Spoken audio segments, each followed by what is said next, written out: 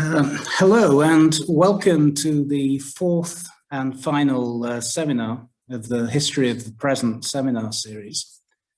The aim of this series was to show the relevance of history for students of international relations. Earlier this semester, Kiran Patel of the MacMillan University in Munich explain what the New Deal was and why we still regard it as an inspiration in contemporary political life. Today's seminar is also in memory of Patrick McCarthy. Patrick was a native Welshman of Irish descent. He studied at Oxford and at Harvard and went on to teach at Pembroke College, Cambridge, Vassar College, Cornell, Haverford College, and at SAIS. His interests and expertise range from all aspects of politics and literature to the sociology of sport and modern dance. Wrote for several European newspapers about politics, including the left-wing socialist newspaper in Britain, Tribune, and was a regular reviewer for the Times Literary Supplement. His books spanned biographies of well-known authors, Albert Camus, Céline, to Italian politics, the Franco-German relationship, British politics, and the use of language by politicians and others. Patrick was a distinguished member of the faculty at Johns Hopkins SAIS Europe from 1977 to 2001, as the Bologna Centre was known then. And he was an inspiration for many Bologna graduates. He was an outstanding scholar whose conversation was original, unexpected, funny, and his brilliance as a teacher was unsurpassed. I may say on a personal note, I remember him very well because we both were writing on Italian politics in the 1990s at the same time. It was a great honor to have known him. Upon his death in 2007, many of his former students and friends decided to establish the Patrick McCarthy Fund to support faculty research at SAIS Europe. The fundraising drive, initiated by members of the Bologna classes of 1991 and 1999, is still ongoing and is open to all SAIS alumni and friends. As of today, 37 donors, many of whom are present today, raised a total of $330,000. And the ultimate goal of the fund is to establish a Patrick McCarthy Chair at SAIS Europe. This event would not have been possible without the support of the fund. E quindi grazie mille. It's a great honor to introduce our speaker this evening. Margaret MacMillan, who you can all see in the box next to me, has some claim to be the best known international historian since A.J.P. Taylor. Canadian citizen, she served as Professor of History at Ryerson University and at the University of Toronto, where she was also Provost, and also at Oxford University, where she was Warden of St. Anthony's College from 2007 to 2017. She's written books on the women of the Raj, Peacemakers, the Paris Peace Conference of 1919 and its attempt to end war, a book which won the Samuel Johnson Prize for Nonfiction, Nixon and Mao, The Uses and Abuses of History, which is a particular favorite of mine, and The War That Ended Peace, which is a masterly narrative of how and why World War I broke out. The latest book, and here, if I am technologically capable of doing it, I will share a slide with you, is War, How Conflict Shaped Us. It was based on, as the slide shows, it was based on the 2018 Wreath Lectures. And I suppose it's possible that some of you may need a gloss on what the Wreath Lectures are. They're named after the founder of the BBC, Lord Wreath, and have been broadcast on Radio 4 every year since 1948, except for 1992, and I have no idea why. The first Wreath lecturer was Bertrand Russell, Nobel laureate and one of the greatest philosophers of the 20th century. The list of lecturers also includes George F. Kennan, the founder of Containment, of course, as every SAIS student knows, John Kenneth Galbraith, a literate economist, Edward Said, Wole Soyinka, the Nobel Prize-winning Nigerian playwright, Michael Sandel, the great philosopher, Aung San Suu Kyi, Stephen Hawking, and Hilary Mantel, to name but a few. So just a word on the seminar. Margaret and I intend to have a dialogue about various themes that emerge in the book.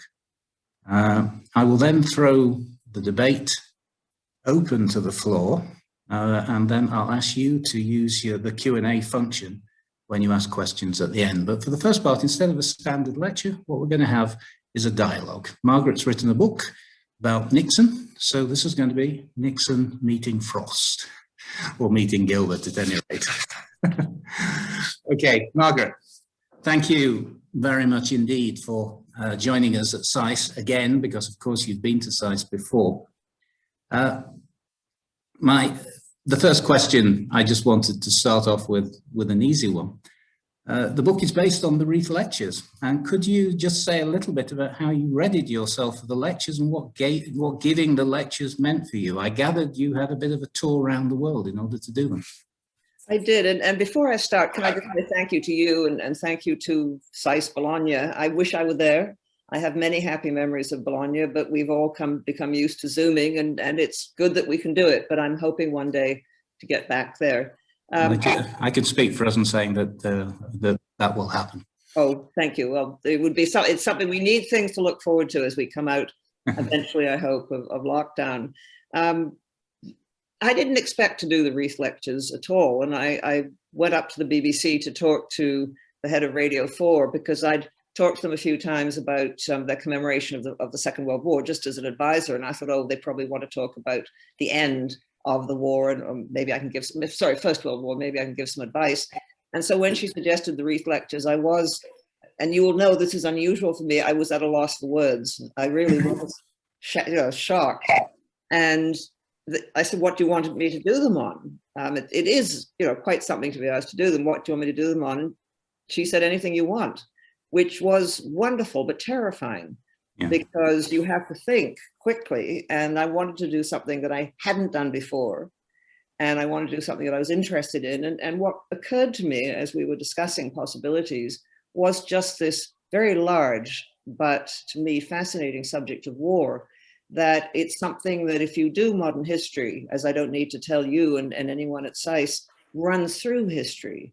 War is a hugely important part of what has happened in the past, and anyone who does modern history knows what part war has played in shaping societies, in changing the course of history, and leaving legacies of various sorts, from social change to technological change to changes on the map. And so I thought I'll do it on war, but I'll do it as a series of explorations of war. And that's what I started to do. I made a list. You can do 4 or 5 lectures, and I chose to do 5. And I made a list of topics, and they amounted to about 30. So I had to whittle them down. And I chose ones that I was interested in, and I thought might help people who haven't really thought about war get into the subject. So aspects of war. Why do people fight? What does it mean to be a civilian in war? What does technology do in war? How does war affect government? How does war affect our culture? And how do our cultural values affect the way that we fight wars? And so I came up with 5 different subjects. And we then had a discussion about where I would give each lecture. And the BBC always do the first one in London. And then they like to do at least 2 more in the British Isles. And so we decided on York in the north of England. And we decided on Belfast in Northern Ireland. And then we wanted to go, or the BBC wanted to go somewhere non-European, outside Europe. And so we thought of Beirut, which goodness knows has seen a great deal of war over a great many centuries. And then because I'm Canadian, I said, I think there should be one in Canada. And so the last one was in a really quite beautiful building in Ottawa, which is our War Museum. Right. So it was a fascinating thing to do. And what was so interesting about it was the questions, because every place we went to had different preoccupations. In Northern Ireland, in Belfast, you can imagine there was a lot of interest in civil war. Oh, so you did a lecture to a public, there was an audience? Yes, there was an invited audience. And sometimes, the BBC, I think, sprinkled local people, they chose certain people they wanted, but it was also open to the public to apply for tickets. And at the end of each lecture, there was a period, I think, of about 40 minutes of questions, which were often fascinating because I got what people were really interested in. Sometimes people would make statements. And there was a breathtaking moment when we were in Belfast, and a man got up and he said, because we had been talking about civil war, and a man got up and said, I was a member of the IRA, and I spent a great many years in Long Kesh prison. And he said, I regret it because I didn't see my children growing up. And he said, I look back and I think it wasn't worth it. And the man almost next to him got up and said, well, actually, I was a prison guard there. And there was this moment, you know, it really was extraordinary. But you make you realize how many people are affected, even in what we think of as you know, societies that haven't known war are affected by conflict. Just to pick up on something you actually said, I mean, you just said, you were talking about how societies, maps, everything, I mean, has been shaped by war. At the beginning of the book, you say that the study of war is, and I quote you, curiously neglected in the universities, certainly not at SAIS, but particularly in history departments, I think you meant, very often politicized when it is taught, I think. I don't think I'm distorting what you say. Can you say a little bit about why you think this is? Well, I think in Western universities, we have lived since 1945 in a largely peaceful world. In fact, historians, I don't need to tell you, talk about it sometimes as a long peace since 45. And it's been a long peace for a lot of us. And I think that's meant that people in universities in, say, Canada or the United States or possibly Britain don't really see any need to study war because it's something remote to them. It's something that happened in the past. It's something that, if it still happens, happens in other parts of the world. And I think there's also a feeling, and I think it's reflecting the way in which history has been changing. And this, of course, is history should always be changing. But we've become, I think, more and more interested in social history. We've become more interested in cultural history, history of the emotions, and there are lots of new subjects, which I think have crowded out some of the older subjects like international relations and war. And sometimes, but not always, but sometimes I think there is a feeling that if you want to study war, there's something wrong with you, that you must like it and you must be obsessed with war. So I think it's seen as a slightly dodgy subject to study, which I think is a shame simply because it is such an important part of history. I think that's a very interesting answer, though, because not least because, I mean, if one is studying, for example, even social history, the social history of our societies have been so dependent on changes set in motion by wars. In fact, I was very struck when I was reading your book by the fact that you're not afraid to acknowledge that war has been one of the most important motors of human progress, technological progress, obviously, but also of social justice, greater equality, social organization, and prosperity. I don't want to get to overemphasize this, but you are almost at pains to insist on this. Can you expand why you argue this? Well, again, I think it's part of the impact that war has had on our societies. And we all, I think, know and should know the horror of war. We know the devastation of war. We know how incredibly wasteful and destructive war is. But I think we fail to recognize that some of the changes that have come about in our societies actually are in part consequences of war. And so, for example, the jet engine, which might have been developed anyway, or advances in medicine, have often been really spurred on and taken great leaps forward as a result of war. The development of penicillin, which was developed in the 1920s, it was discovered how to make it, but it was considered too expensive. And so this incredible drug, which has saved, I think literally, I think I'm not exaggerating, millions of lives, was too expensive to make in peacetime, but suddenly in war, as we know, things that seem too expensive no longer are. War has also, I think, pushed social change, which probably was happening anyway, but changes in the position of women, changes in the position of the working classes. These have been often pushed ahead, often more rapidly by war. And I'm not saying we should choose to do it this way. I'm just saying this is something that does happen, an unintended consequence of war. It's been an accelerant, right? That's perhaps already happening. Yeah. And sometimes I think sometimes war really changes the paths of societies. I mean, I would argue, and it's an interesting argument, that Russia would not have had the Bolshevik Revolution if it hadn't been for the First World War. Yeah. It might have had a revolution of some sort, but it was quite likely it could have been a social democratic revolution. I mean, the signs were there in Russia. But for the Bolsheviks to take power, I think it took a crisis so great that the old regime collapsed and they were able to seize power. Yeah, I think you could argue the same for fascism in Italy, actually. Yeah, yeah, because they were a fringe, weren't they, before the war? Even after the war. Yeah, yeah. Okay, you essentially argue that states go to war for three main reasons. And I love this. I've never seen it expressed like this before, but I think it's good. Greed, fear, and ideology. It's a very succinct way of putting it. In the 20th century, ideology, perhaps especially nationalism, eclipsed the other two, I think, and maybe made war even more terrible. And yet we are now boasting, at any rate in the West, that we've overcome nationalism, or are certainly superseding it. Nevertheless, at the end of the conclusion, you say we must not assume that massive wars between states are no longer possible. So I'm asking you, I suppose, two questions here. The role of nationalism in wars in the 20th century, one, and is war between states always going to be with us? What will cause future wars? Well, on the nationalism side, I think, the three causes I give, it's very broad and they overlap.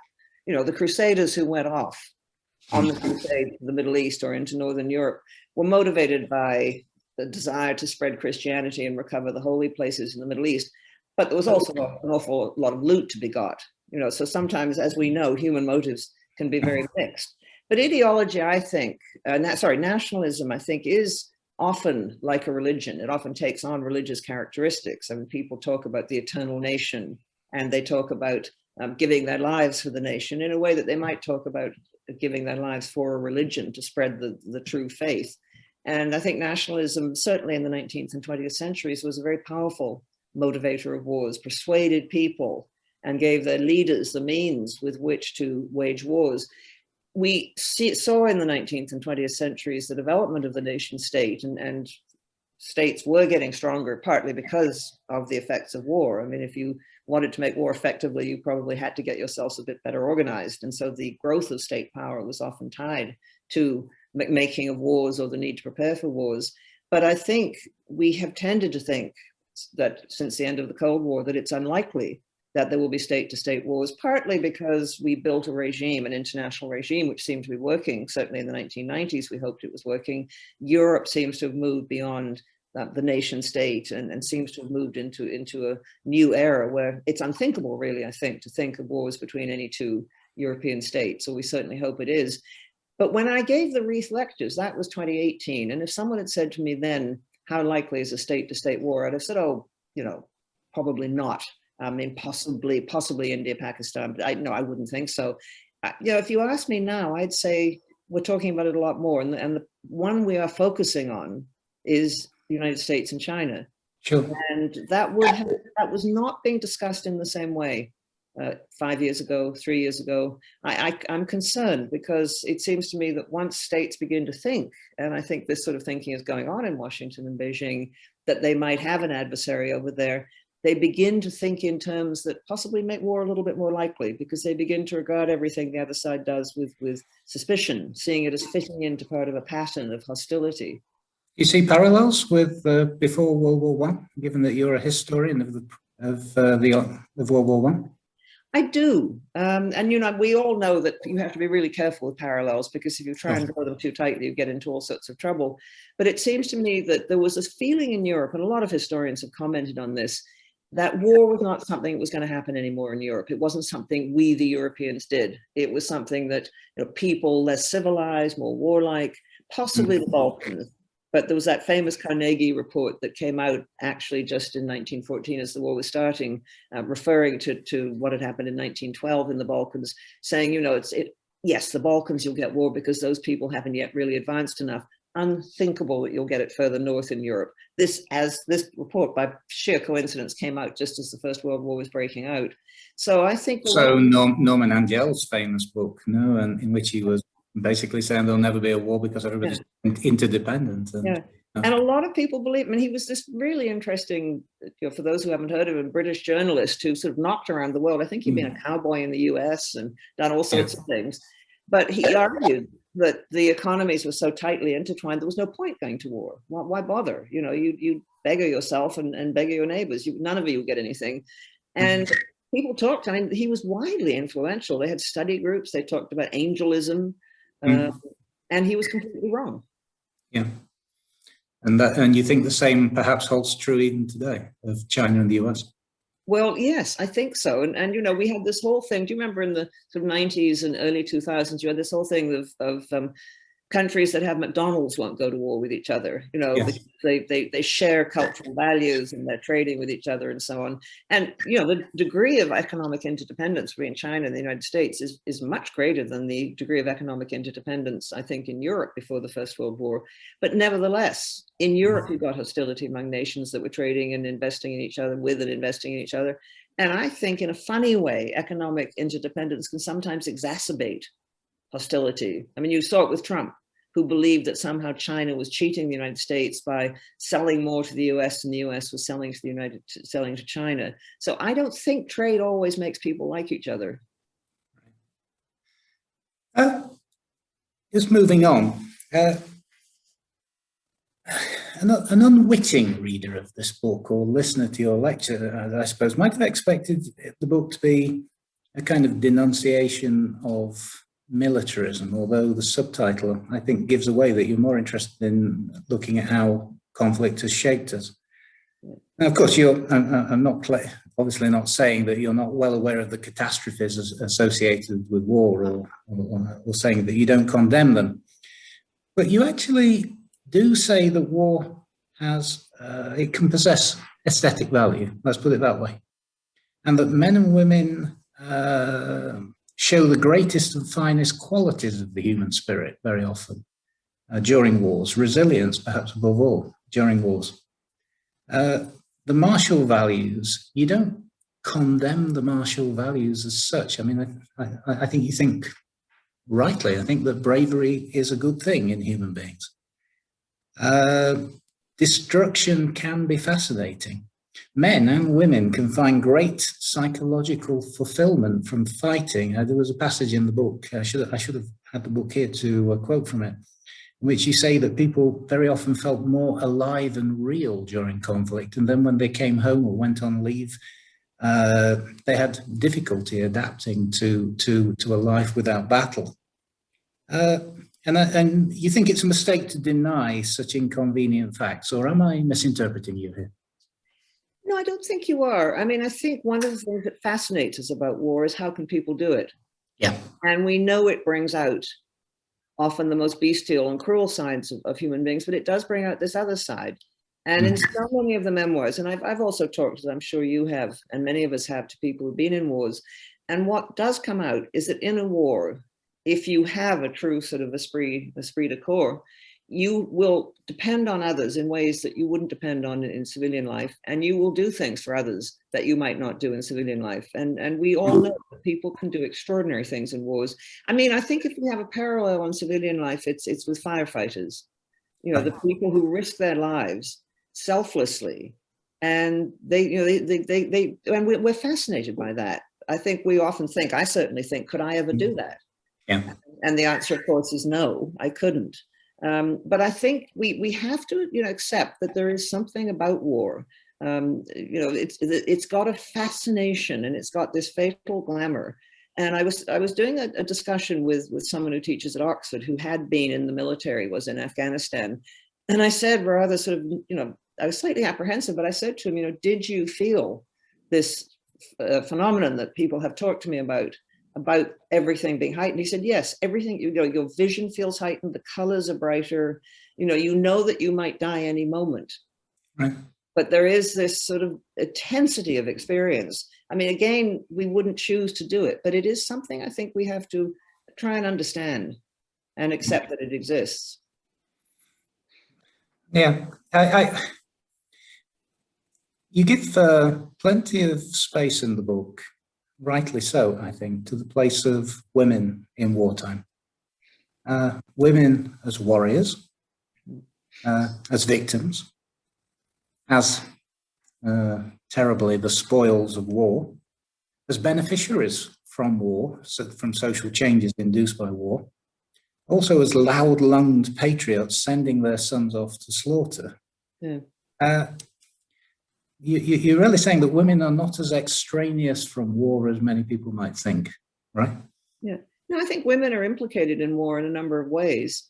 And I think too often we assume that women are naturally peaceful and men are naturally warlike, and that women's role in war is merely passive. And we know that women are often, as many civilians, including men, are at the receiving end of wars. They're often the unwilling victims of war. But their role, I think, is more complex than that. And, you know, maybe there weren't that many women who went around and gave out white feathers in the First World War, but there were enough who encouraged young men of military age to go off and fight. The same thing happened in the Second World War. And there are women who, when they have had a chance to fight, have fought. And the evidence is they fight, whether they fight differently from men, it's difficult to tell, but they fight as bravely or as badly as men do. And of course, more and more now in armed forces, women in certain countries are doing combat roles. In the United States, for example, women are in combat roles. Same thing, of course, in the Israeli armed forces. And in the Second World War, Soviet women fought in combat roles in the Soviet war against Germany. So, you know, I think I wanted to try and get at the multi-layered and multifarious nature of women's involvement with war. No, well, you certainly did do that. More generally, I think, and this goes back to your previous answer, you have a fascinating chapter. I found it really fascinating on killing and why men and women go into battle and are willing to kill and be killed. You suggest, I think, that the main reason is that they would be ashamed if they did not. They can't bear to be thought of as a coward, as a traitor, as someone who, you know, let the side down, let the regiment down.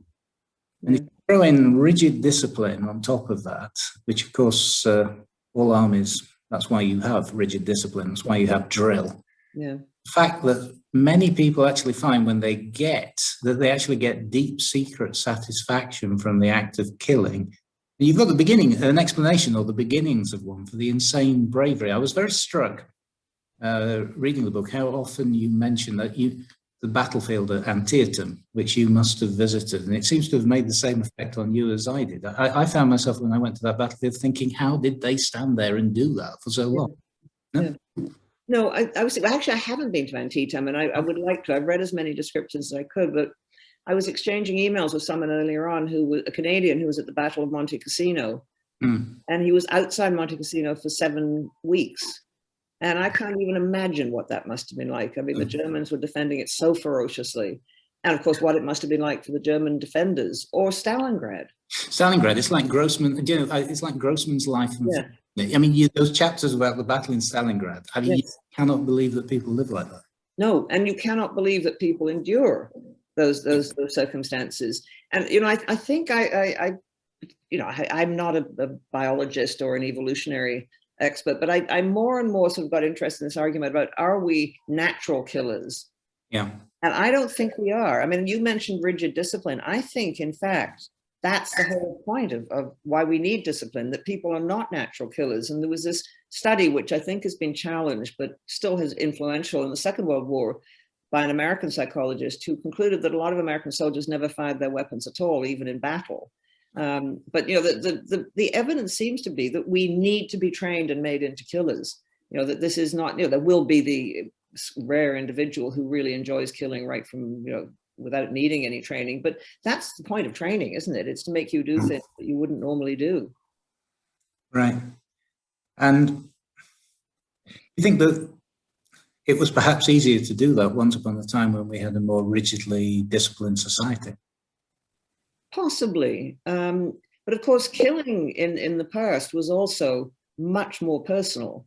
I mean, you know, well, to be fair, if you were an archer, you had the longbow, then you didn't see face to face the person you were going to kill. But a lot of fighting, really up until the invention of gunpowder and the development of guns with longer ranges, was hand to hand. I mean, you looked into the eyes often of the person you were about to kill, or the person who was about to kill you.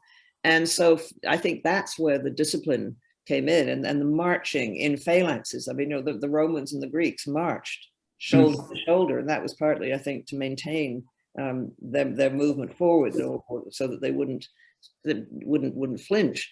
I mean, what's happened, I think, in the first, in the modern age, is it's possible to kill people you never see at all at a very great distance. Yeah, with drone warfare perhaps being the acme of that, though, of the yeah. But I mean, also though, it's not only discipline. I mean, it can sometimes be, surely, the lust for glory, the lust for battle. You have a wonderful description of the Battle of Crécy, with the French cavalry charging forward and even trampling over their own men in order to get at the British being slaughtered by Welsh archers. Yeah, well, and I think, this is where I think culture is so important. You will get cultures in which young men are brought up, and it's usually young men almost all the time. Young men are brought up to think the most noble thing is to be brave and not to flinch. And you got young British men of the upper classes in the First World War going into the trenches, brought up on the classics, brought up on reading the Iliad and reading Julius Caesar, thinking they were going to be doing something glorious, and thinking that if they lost their lives, and they wrote. And not just the upper classes. I mean, young men, I saw a wonderful letter in a museum in Newfoundland from a young Newfoundlander who wrote to his mother and said, "You mustn't worry about me." He said, "I'm doing my duty. I have only one life to give. And if I die, that's it." And I thought, this is an extraordinary attitude. Yeah. But these people, he'd been brought up, I suppose, on the Bible, on the idea that there was a greater sacrifice that you could make if necessary. And I think the impact of culture is enormously important. And of course, it can change. You will get cultures that were once very warlike that no longer are. I mean, I can remember when I was at Sydney, Sussex in the Hillary term in 2019, and you look at the list of the fallen in the chapel, college scholars who fell, and of course the people then were almost all British upper class men. I mean, 1914 to 1918, it's scarcely credible how many of them died. Yeah, and how young they were. How young they were. Yeah. Yeah, but that's one of the saddest things, I think, but it's a fact of war, I think, that those who make the best soldiers in combat are often the young. Just like it's the young who will ski a lot faster than the rest of us down hills. It's I think when you're young, you don't think you're going to die or get hurt as much as older people do. Soon be throwing the debate open to questioners, and I'm sure we're going to have a great many, but I've got a couple more questions before we finish. You quote Henry Maine, "War is as old as mankind. Peace is a recent invention." I'd never heard that, but it's a very good quotation. Yeah. Do you think we could live in a world where there was not only no warfare, I suppose we could imagine arranging things institutionally so that, at any rate, wars between the great powers were completely eliminated. But not only that there was no warfare, but where there was no martial spirit, where we had statues only to doctors and educators, not to patriots and generals. The films and books dealt with Pacific themes only, rather than ripping yarns of military heroism. And I think you and I shared a lot of ripping yarns of military heroism in our reading as children, judging by this book. And I suppose this question leads on to a broader point. Would we actually even lose something vitally important, if atavistic, if you like, but still, and indeed dangerous, emotions like patriotism were socially engineered out of us? If we stopped being patriotic, would our societies might well be more peaceful, or would they? But would they be better? Well, I'm all for peace, and so I think they would be better. But would we lose? Again, it's one of the ironies of war, that war has stimulated extraordinary art, both in opposition to war, but also glorifying war. I mean, you've got the Iliad, which I think is an incredibly realistic look at war, but it is also gets at war's glory. And then, of course, you have War and Peace and the Tolstoy, which he loathed war and he is attacking war. But would he have written such a wonderful book without the existence of war? Would some of the painters, would Goya have done that extraordinary series, The Disasters of War? Well, he wouldn't have without the war, but the power of war to stimulate both opposition and, I'm afraid, glorification. Would we find the same sort of stimulus? I don't know. It's a debate among literary critics and others that, have we become so past peaceable, or have we become so contented and so bourgeois in societies that we no longer have the impulses that make us want to criticize our societies? I don't know. It's a fascinating debate. But you could argue that great injustices or great horrors do stimulate an artistic response in ways that ordinary, mundane, quotidian, daily life doesn't. One last question, and then I'm going to throw it open to the floor.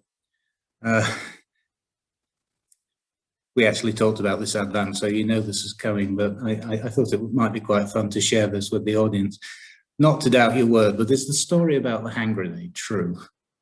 Well, it is, I promise you. This is you could tell everybody about the story about the hand grenade, because I found this extremely amusing.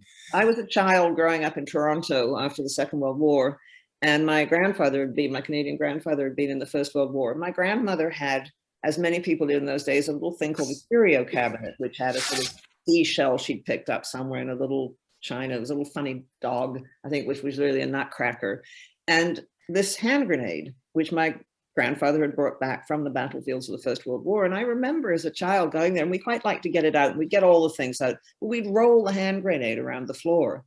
And when I got a bit older, I began to become interested in war. And I sort of looked up hand grenades, and I noticed this one still had its pin in it. There was sort of a ring and a pin you could pull, which is what you did as you set off the explosive mechanism just before you threw it. And I think possibly in retrospect, the pin had been welded, but it still was live in a way. And so I did mention this to the adults, and I think they were rather grateful that it was removed. And my father took it away and buried it up in a field in the country. The trouble is we don't know exactly where he buried it. So we're hoping that no one's going to start digging there anytime soon. On which note, I throw the debate open to the floor. Anybody with questions to Professor MacMillan, please send your comments in the question and answer. And I will be happy to relay questions to the author, to the question. My colleague, John Harper, says, a very stimulating discussion, thanks to you both. Do you think there's any future to the concept of a moral equivalent of war, a term coined by William James, not long before the beginning of World War I, but maybe more timely now than then? Very nice to hear from you. And you're going to have to explain to me what William James meant by moral equivalent of war. A struggle against poverty or a struggle to improve ourselves, which draws... No, actually, I used to teach this in my Peace and War class. It was that you had to have some form of something to... Actually, I was kind of thinking of that with my penultimate question, that there had to be something in a society that was moving away towards liberal values. There had to be something that would replace war, that would give people a motivating impulse. You had to be able to mobilize people behind doing good. This was the argument. Yeah, well, that's, I suppose, I was getting at with or beginning to think about with the war on poverty or a war on injustice. You know, we quite often use, in fact, the language of war when we are talking about social causes, which we all need to gather around. I would argue that what's happened with the COVID pandemic has helped to bring us together. I don't like applying the language of war to the COVID pandemic, but it has helped to bring us together and make us recognize that we need to work together for a common good. And possibly what will come out of the pandemic is more determination, both to deal with public health, because this is a public health crisis, international, and there will be future pandemics, but also for the developed world, which has not, I think, on the whole, behaved well in this, to recognize its obligations, if only out of self-interest, to the less developed world.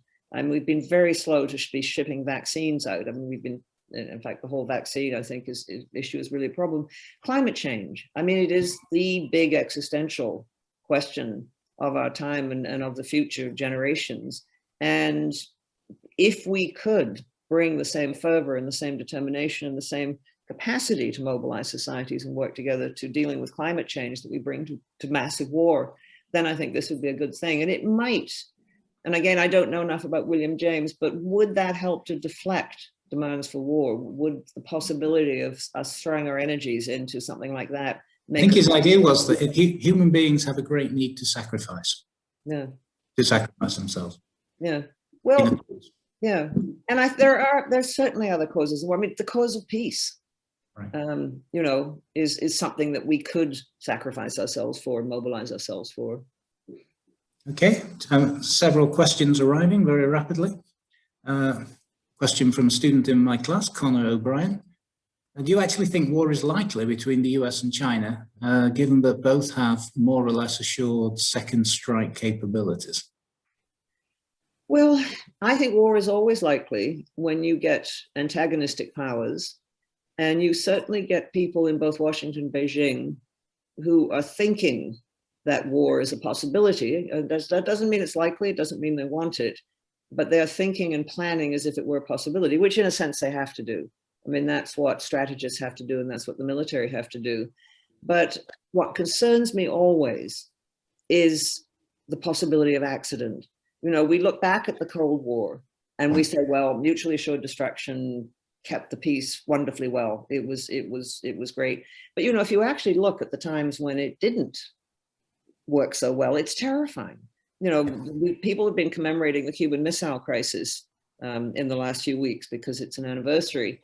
But 1983, and also just the accidents, the times when people read or misread the signals. I think we were closer than we realized during the Cold War, and we realize it more in retrospect, to something going badly wrong. And what concerns me is when you get engagement of public pride, if you like, engagements of publics in the affairs of their state. So at the moment, we have a situation in the South China Sea where there is quite a lot of activity in the air, activity under the sea, activity on the sea. And the Chinese and the American forces have a set of sort of protocols which they more or less observe, although I think the Chinese have been pushing a bit recently and pushing those protocols and pushing, and the Chinese recently have been overflying Taiwan, which is not something that they've done before in force like this. What would happen? And I would always argue the First World War, in a sense, was started by that accident. What would happen if a Chinese plane was shot down by an American plane or warship or missile by mistake? What would happen if two ships collided? What would happen if someone sank someone else's submarine? And it may be that those in charge don't want it to go any further. They don't want it to escalate, but they will have their nations behind them, pushing them. You know, this is the danger. And we always assume, or at least people making these plans always assume you'll have time to sit and think calmly about it. Yeah. And what seems to me clearer and clearer when you look back at things like the Cuban Missile Crisis is you don't have much time, and people don't always think calmly. They're under real pressure. They're short of sleep. They're being pushed this way and that by all sorts of different forces. That's what worries me. I mean, I don't think people in either China or the United States want war with each other, but they for sure have the preparations for war and they have the capacity for war. And there's always that possibility of accident. This was why sorry, just to chip in on this is why A.J.P. Taylor became one of the founding members of CND. I mean, he had studied so many wars that started by accident. He just couldn't bear the thought of war starting by accident with hydrogen bombs. Yeah. I mean, I've always thought with the First World War, you know, they had got through a series of crises, including the last two, the Balkan Wars of 1912 and 1913. And I think a lot of the leading figures in 1914 thought this is just another Balkan crisis, we'll get through it. Yeah. And they could have got through it. I mean, until probably, the end of July, they could have got through it. Yeah. And then it got out of control. I have a question from an anonymous spectator, thanking you for your great talk, and then saying you flatly rejected a commercial peace theory. May I invite your comments on a democratic peace theory, arguing that democracies do not go to war against each other? And may I also ask you to comment on the thesis of the obsolescence of major war due to nuclear weapons? You kind of answered to the second one already, but what about the first one, about democratic peace theory? Okay, I'll just say something quickly about the second. Nuclear weapons kept the balance between the two superpowers, but we've still had major wars. I mean, there's one that I think we don't pay enough attention to, and that's the Iran-Iraq War of the 1980s, which in many ways was a war that in some ways resembled the First World War. But democratic peace theory, you know, it always seems to me that it's a nice theory, but it's sort of, it can, the closer you look at it, the more holes it gets. To begin with, how do you define a democracy? You know, we never can agree on what a democracy is. And, you know, there are those who'd say, well, the United States is not really a democracy. Look at voter suppression, or, you know, so we start off with the problem is, what is a democracy?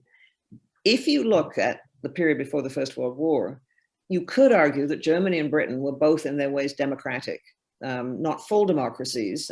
Britain had a limited franchise, but it had constitutional government, it had a free press and so on. Germany had constitutional government, a free press, a rule of law and so on.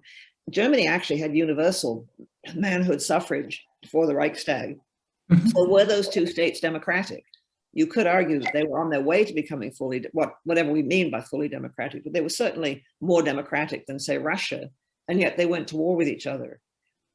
So I'm not sure that just because you get a type of government in which you have a lot of popular input and representation, even if you have strong constitutional government and a rule of law, that is going to prevent war. You're dealing with the countervailing forces of nationalism. And as we know, nationalist feeling can be very strong.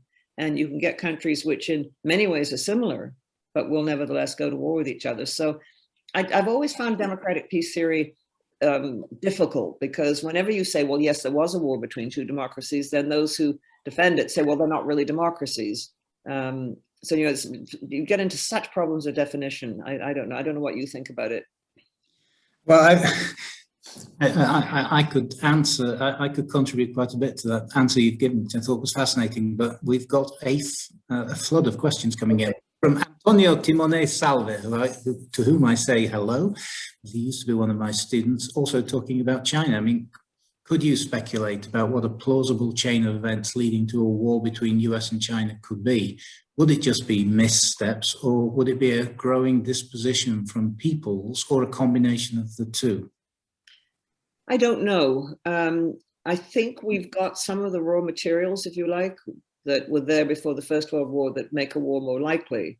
You know, you've got an increasing identification in both countries of the other as an enemy, or at least a hostile power. I mean, you have in China, I think, a narrative which the Chinese Communist Party has really been promoting, that China has suffered immensely at the hands of the West. This century of humiliation is a very important part of that narrative, and that there will always be attempts by Western powers to try and limit China and try and prevent China from achieving its full potential.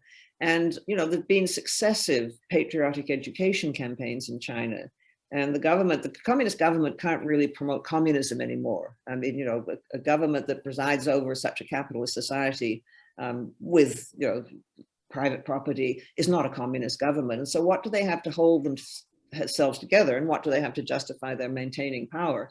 And increasingly it's nationalism. And what I worry about is the Chinese government has conjured up spirits which it can't control. You know, and that happened early. It happened in the 90s, I think, when the Chinese government was at odds with Japan over something, and it encouraged an anti-Japanese campaign in China, which got out of control. And the government did not like it, because they don't like things getting out of control. So what worries me is the circumstances, the framework for increasing hostility is there. And certainly the rhetoric of the Trump presidency didn't help. It was very damaging. And I think one of the things the Biden regime has done, administration has done, is to try and dial that down. But I think you also get flashpoints. I mean, is the United States going to give up being a power in the Pacific? Is it going to sit by if China decides to invade Taiwan and take it over by force? What is the United States going to do? I mean, these are going to be difficult moments. And I worry that Xi Jinping, by talking more and more about Taiwan and how it should be part of China, is getting himself into a position where he may have to do something about it. You know, the agreement sort of was that China would not try and incorporate Taiwan into China until 2050.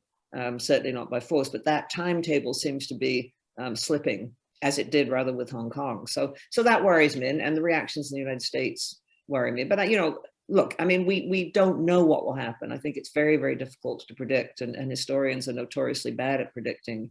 But I just think it's a worrying situation. We have to hope that both sides recognize, as they did during the Cold War, as the Soviet Union and the United States recognize, that they have to talk to each other, and that they don't have to love each other, but they have to make agreements with each other. A couple of questions from former and present history professors here at SAIS. One from Adrian Littleton, who used to be professor of history at Europe. Yeah. On the tribe and the state, is tribal violence some way more limited or regulated? And are we seeing more violence resulting from the breakdown of state authority? Is that more difficult to control? Because people, when people find themselves without rules, whereas David Elwood, my colleague who teaches American foreign policy, American history, is saying that wars look very different if you live in a society like history, which was on the losing side of a total war. Do you see a different, in Germany, Japan, Italy, a radically different attitude to war than is prevalent, say, in the US or the UK, not to mention Russia? Yeah. Two fascinating questions, and I'll say hello at a distance to Adrian Littleton, who is an old friend.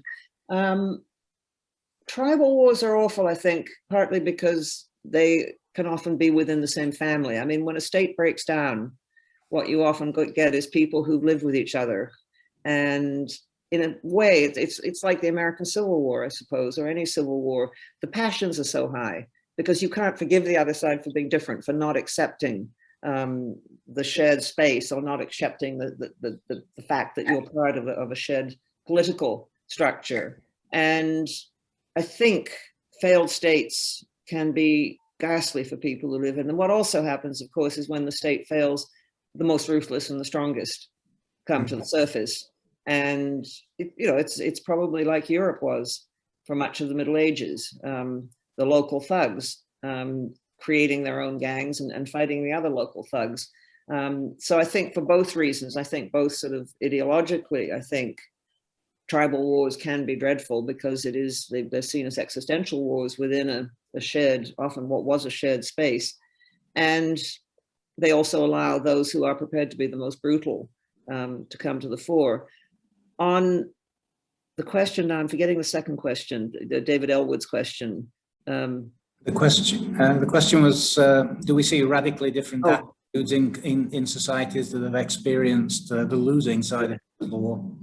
I think, yes. I mean, they must. I mean, they must tell themselves different stories. But sometimes those stories are of revenge. I mean, how nations take defeat, there is a range, isn't there? I mean, there is a defeat where you will never forget it, and you are determined to revenge it. You know, the famous case of the statues representing Strasbourg and was it the capital of Lorraine? Was it Nancy in Paris after the Franco-Prussian War, which were draped in black in memory of the loss of the provinces of Alsace and Lorraine to the Germans. And when the First World War broke out, cheering crowds rushed and tore the black mourning off those statues. So losing a war can create a story of hatred, of victimization.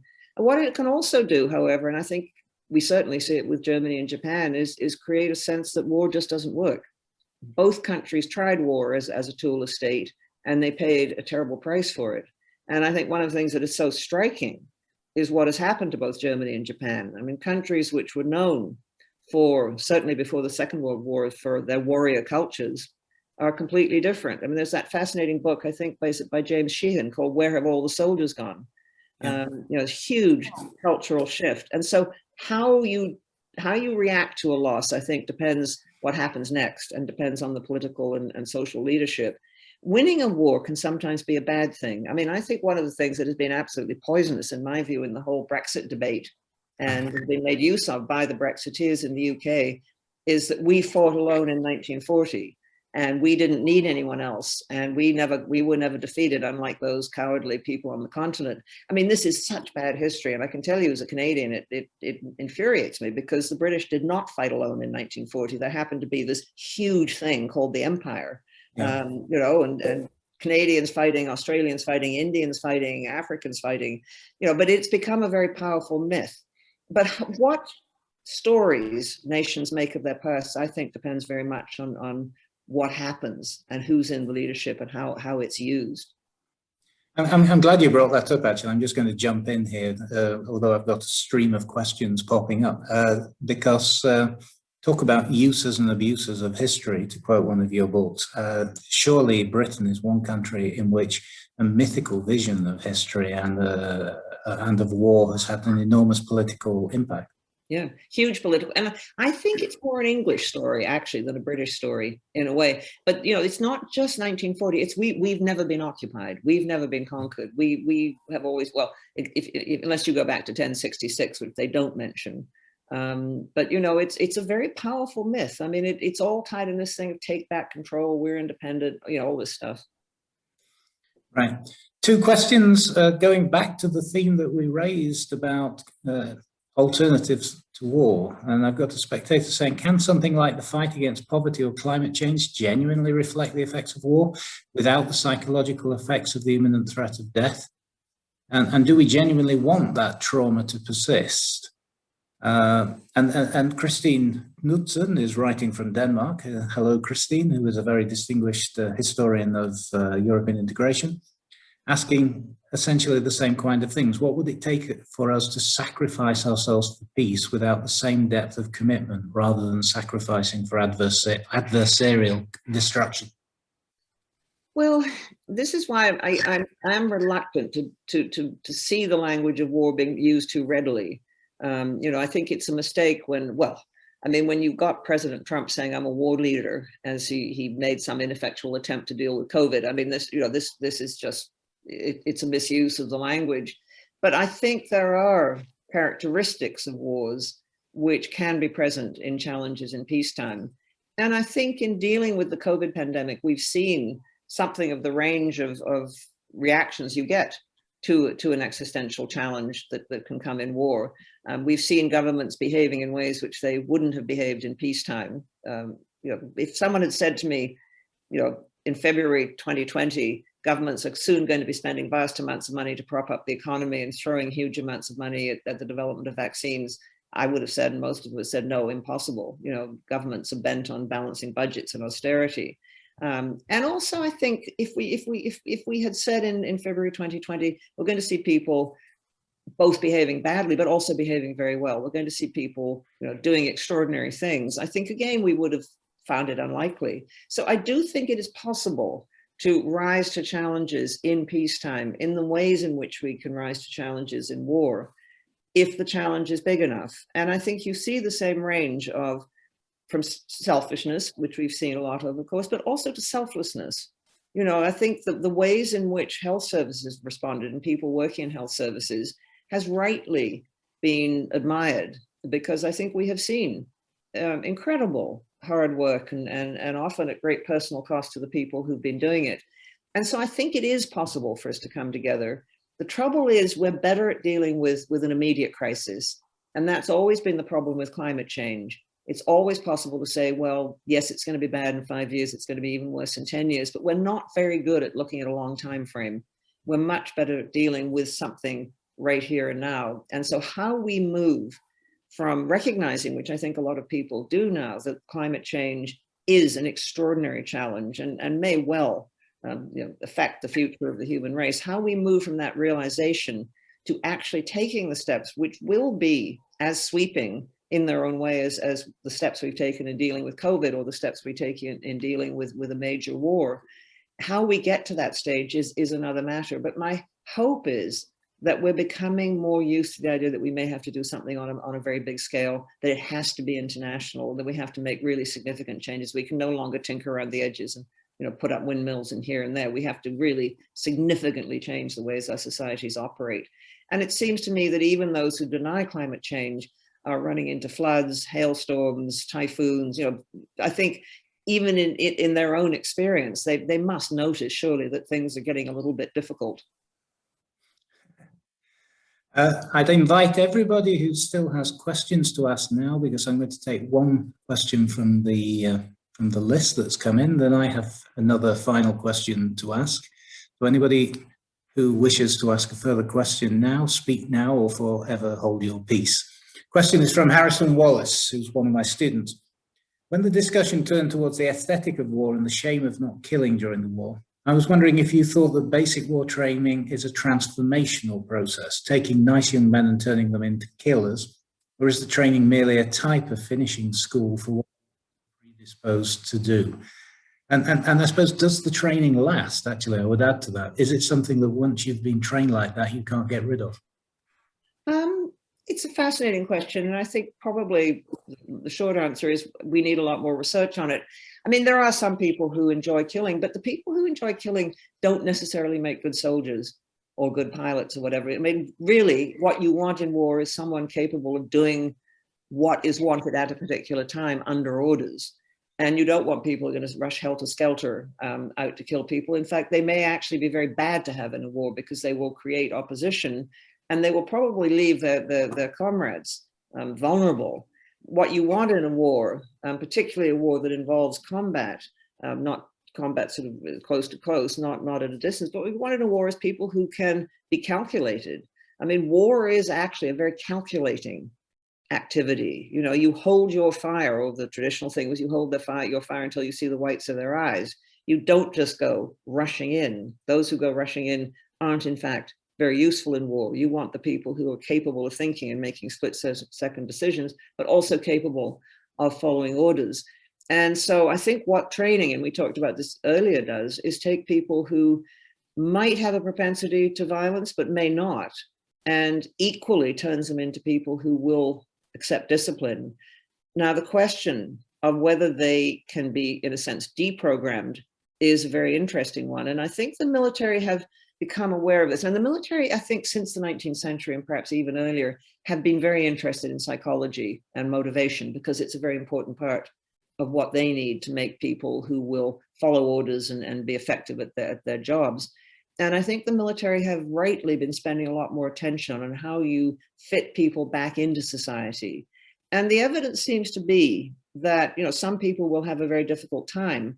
But if you look at the First and Second World Wars, all those men who came back from the wars, who did become functioning members of society again, the evidence, I don't think it's been studied enough, but the evidence seems to be that people can somehow compartmentalize, and they can put their military service behind them, and often simply not talk about it again. I mean, a very common phenomenon is those who were in, say, the First or Second World Wars, not talking to their children about it, but sometimes late in life talking to their grandchildren, because there's enough perhaps emotional and generational difference. So the idea that you are somehow scarred for life by war, you certainly will be affected. I mean, it's like any great traumatic experience, depending, of course, on what your war was like. Not everybody's war was traumatic, but depending on what your war was like, that traumatic experience will stay with you. I mean, there are plenty of stories of people who came back from the First World War who'd been in the trenches, perhaps been buried under mud, who had nightmares every night until they died, but they still somehow managed to live lives in which they functioned. They had children, they had relationships, they had jobs. And I think the military are rightly, in a number of countries, trying to see what they can do to make that process better. You know, because we must recognize that when people come back from wars, we can't just abandon them and say, well, get on with it. I think we have to accept that there will be some who will need, maybe not all, but there'll be some who need very special sort of help and support. And I'd like to think we're getting a bit better at that. We'll never be perfect, of course. An anonymous spectator has just asked a very interesting question. As war becomes less common due to, for the many reasons, such as democratic peace, nuclear peace, economic peace, should humanity seriously examine the idea of limited ritualistic warfare? Now, I think that's a little bit tongue-in-cheek, but in a way, with organized sport, we do. No? Yeah, well, you answered the question. I think we already do have ritualized warfare. You know, the Olympics, which was started out to bring the young people of the world together, rapidly became a competition between different nations to show who could run faster and who was stronger and so on. But I'm not sure your premise, I agree with your premise, I'm not sure war is becoming less common. War between developed states is less common, although a lot of developed states have fought wars in far off parts of the world. But if you look at the prevalence of war in the world, you know, there is war in Syria today, there's war in Afghanistan, there's war in Iraq, there's war in parts of Africa, war in Mozambique, for example. I mean, war goes on, unfortunately, as an organized human activity. And a lot of the war that is being fought, I mean, I think what we're seeing is a sort of bifurcation, if you like, of war into the very high-tech stuff, you know, the amazing stuff, the stuff of science fiction that is rapidly becoming reality, like autonomous weapon systems or artificial intelligence in war, or drones with their own sort of capabilities to make decisions. There's that type of war. But there's also war which is actually familiar from centuries past, and that is people armed with rather primitive weapons, sometimes hoes, sometimes machetes, sometimes bludgeons, who are still fighting each other and still killing each other. So I don't think war is going to disappear anytime soon. What we have to hope, I suppose, for the sake of the planet, is that the very high-tech war with its capacity to obliterate life on the earth doesn't take place. You know, I worry about nuclear proliferation. I mean, you know, there are far more warheads than anybody needs. with far greater megatonnage than anyone needs. I mean, the bombs around now that are capable of being delivered are so many times more powerful than what were dropped on Hiroshima and Nagasaki. And we seem to sort of get into this thing that you just keep producing these things. The British government has just said it's going to up its quota of nuclear warheads. My own view is I think this is crazy. Yeah.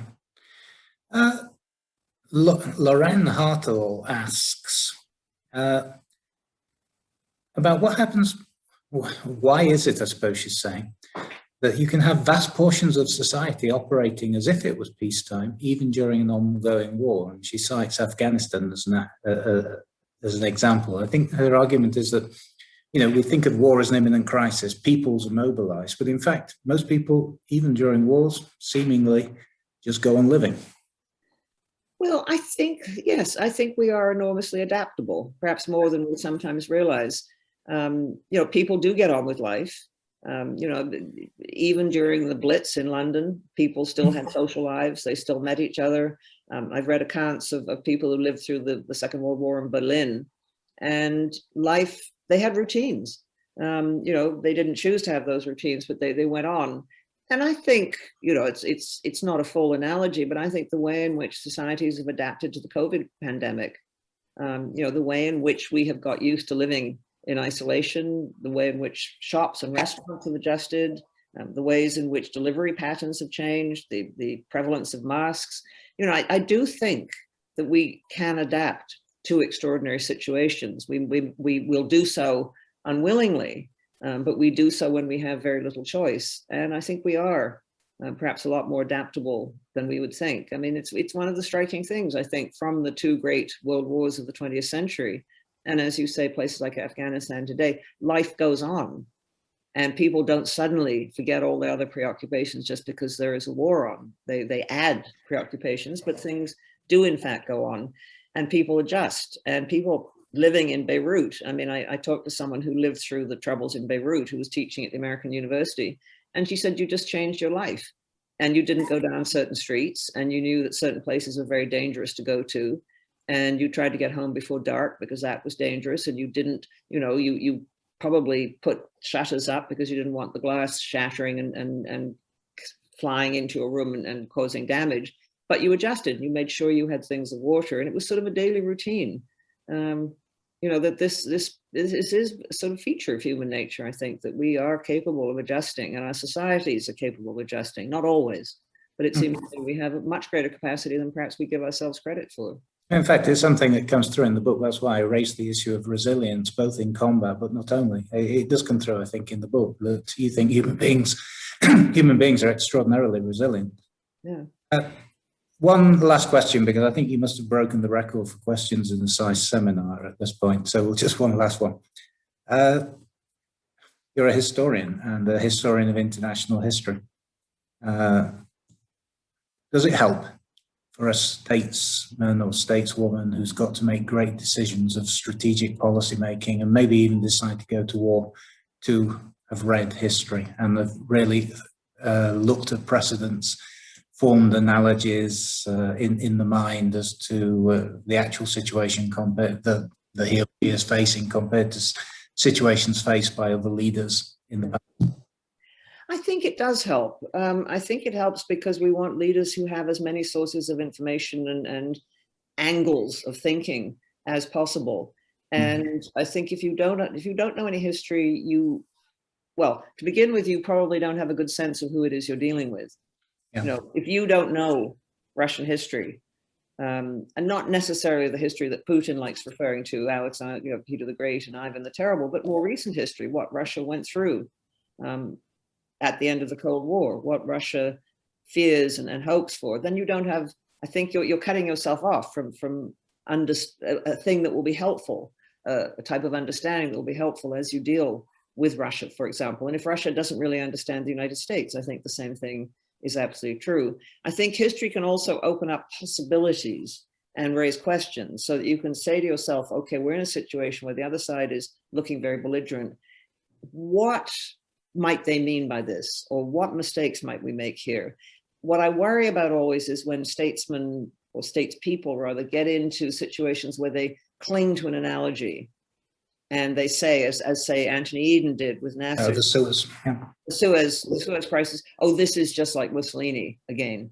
And, you know, we've got to stand up to him this time in a way that we didn't before. And then the analogy, I think, becomes a trap. I think analogy should open your mind to possibilities and enable you to ask, what if? You know, and I keep thinking, I mean, you know, if the British and the Americans had said before they did the invasion and occupation of Iraq, what if we go in there, what are the Iraqi people likely to do? Are they likely to welcome us? Are they likely to be glad that we're there? And, you know, if they'd known a bit of history, they would have thought, well, maybe not.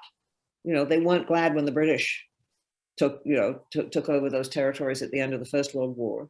And they have a deep-seated suspicion, with reason, that foreigners want to get their hands on Iraqi oil. We had better be careful here. So what do? They go in and immediately start saying, we're going to use your oil to pay for the cost of the occupation. They throw a whole lot of people out of work, including army officers with lots of weapons. You know, you think they might have asked themselves, what if? You know, and they could have looked at the past and gained a little bit of insight into that answer. Did you ever hear the story about Jack Straw organized a seminar for members of the cabinet, and in which he got an expert on the history of Iraq to talk about the problems, the tribal structure, Shia and Sunni, the Kurdish question, and all these kind of things. And at a certain point, Tony Blair intervened and said, Andrew, you don't seem to understand. It's about the future, not the past. Yeah, that's terrifying. That's terrifying. Well, there was also that state, and it shows a sort of, you know, lack of imagination. There's also that American spokesman, I don't know if it was Karl Rove, possibly, he's never been attributed. And a journalist says, you know, don't you think you might run into trouble in Iraq, given the history of Iraq? And this guy said, we create the history. He said, you can write it up later, but we create it. We make the facts on the ground. And, you know, it's a sort of arrogance and failure to recognize. It's not you should be caught by history, but you should use it as a helpful guide and as something that will give you a bit more understanding. And goodness knows we need all the understanding we can get.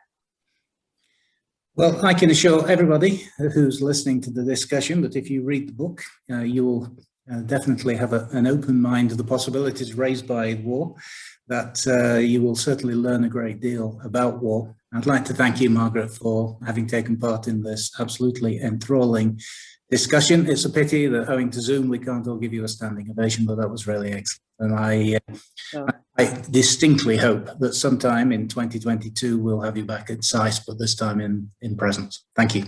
So do I, and thank you very much. And thanks for all the fantastic questions. Thanks very much. Thank you, and thanks very much. We'll finish there. Okay, bye-bye.